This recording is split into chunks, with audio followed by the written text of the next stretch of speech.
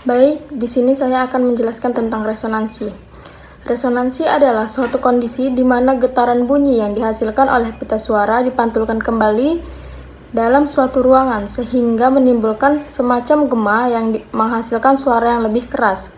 Resonansi dibutuhkan untuk menghasilkan suara yang keras yang dapat didengar karena pita suara manusia hanya mampu menghasilkan getaran bunyi yang lemah.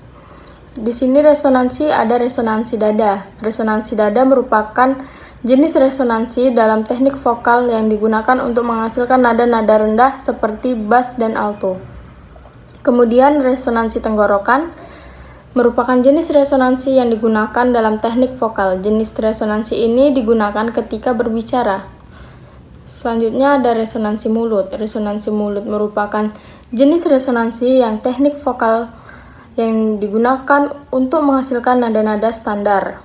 Kemudian resonansi hidung. Resonansi hidung ini merupakan jenis resonansi dalam teknik vokal untuk menghasilkan suara yang mendayu-dayu. Resonansi hidung banyak digunakan oleh penyanyi dangdut.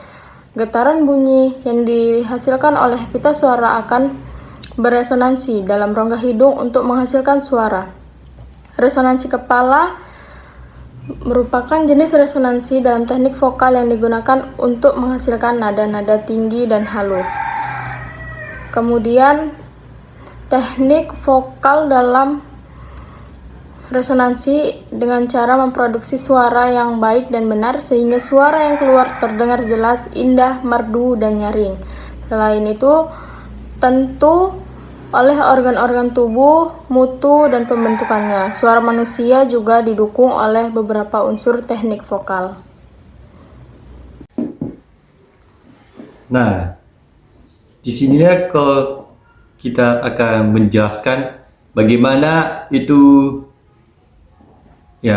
bagaimana mengucapkan vokal itu dengan jelas ya.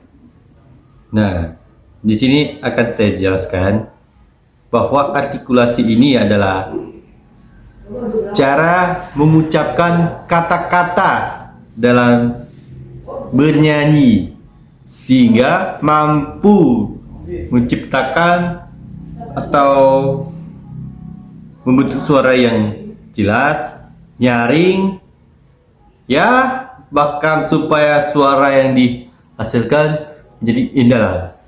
Seperti itu dia. Kalau itu namanya artikulasi. Nah, itu yang namanya artikulasi seperti itu diwajibkan lah bagi seorang yang penyanyi untuk yang bervokal maupun presentasi. Ya, karena pesan itu dia kalau sebuah lagu disampaikan ini melalui syair yang dinyanyikan penyanyi tersebut. Salah satu lagunya seperti ini. Lagu Virga Bukti. Kamu adalah bukti dari cantiknya paras dan hati. Kau jadi harmoni saat ku bernyanyi. Itulah salah satu yang dimaksud artikulasi yang saya nyanyikan itu sebuah lagu. Nah, kita akan juga menjelaskan tentang faktor yang perlu diperhatikan dalam mendapatkan artikulasi yang baik itu ya. Seperti ini. A. Itu sikap badan. Bukan sikap badan seperti baris berbaris itu dia. Kalau yang B, posisi mulut. Kalau mulut itu bukan. Salah. Ya betul ya, posisi mulut seperti A, I, U, E, O, la la la la la la la. Yang kedua, menampilkan posisi badan yang tegak, sikap badan saat sedang bernyanyi. Pada waktu menyanyi, sikap badan diusahakan berdiri tegak, tidak kaku dalam arti bersikap wajar, tidak tegang. bahu agak ditarik ke belakang, kepala menghadap ke muka, pandangan mata mengarah kepada dirijen, posisi kaki dibuka sedikit renggang, tangan jangan dibiarkan tergantung. Apabila waktu menyanyikan dilakukan dengan posisi duduk, pada prinsipnya sikap badan sama dengan seperti posisi berdiri. Hanya saja lengan ditekuk sedangkan telapak tangan diletakkan di atas paha. Sikap tersebut dilakukan sejak persiapan hingga selesai menyanyikan lagu. Bila mana diperlukan gerakan-gerakan atau gaya pada waktu menyanyi, dapat juga dilakukan sepanjang tidak mengganggu suara serta sesuai dengan alunan irama lagu yang disajikan. Sikap badan yang betul akan memengaruhi mental penyanyi. Ia akan merasa rileks, tenang, dan percaya diri pada diri sendiri. Nah, mengolah suara di rongga yang tepat, yaitu yang pertama dengan menggunakan pemanasan suara. Anda harus memanaskan setiap bagian tubuh Anda yang akan digunakan untuk menghasilkan kekuatan vokal seperti itu dalam jangka waktu yang lama. Apakah Anda akan melakukan pertunjukan publik atau berlatih? Anda harus mempertimbangkan melakukan pemanasan vokal untuk suara Anda untuk memastikan Anda berada dalam posisi terbaik untuk bernyanyi dan mengurangi ketegangan. Anda juga harus ingat bahwa suara Anda membutuhkan sekitar 6 atau 7 jam untuk pulih agar menjadi yang terbaik, dan menghindari minuman bersoda dan produk susu sebelum bernyanyi karena asam di dalamnya dapat membahayakan tenggorokan Anda. Latihan pemanasan terbaik dapat menggunakan piano untuk melatih range atau sebelum Anda bernyanyi. Namun mereka yang memiliki nada yang sempurna dapat melakukannya tanpa bantuan piano. Anda juga dapat beralih dari nada rendah ke nada tinggi dengan mulut tertutup agar tidak berlebihan sebelum Anda melakukannya. Penting agar Anda tetap bersantai. Mungkin Anda banyak otot di sekitar mulut Anda yang akan Anda gunakan.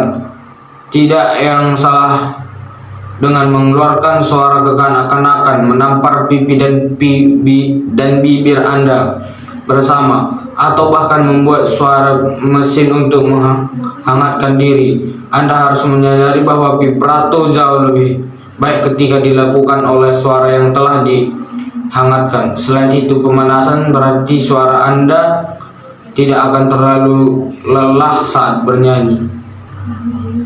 Terima kasih. Keempat, mengatur pernapasan yang hemat atau cermat. Salah satu unsur penting dalam bernyanyi adalah pernapasan. Pernapasan perlu mendapat perhatian khusus karena untuk memperoleh kemampuan pernapasan yang baik dalam bernyanyi memerlukan waktu yang relatif lebih lama.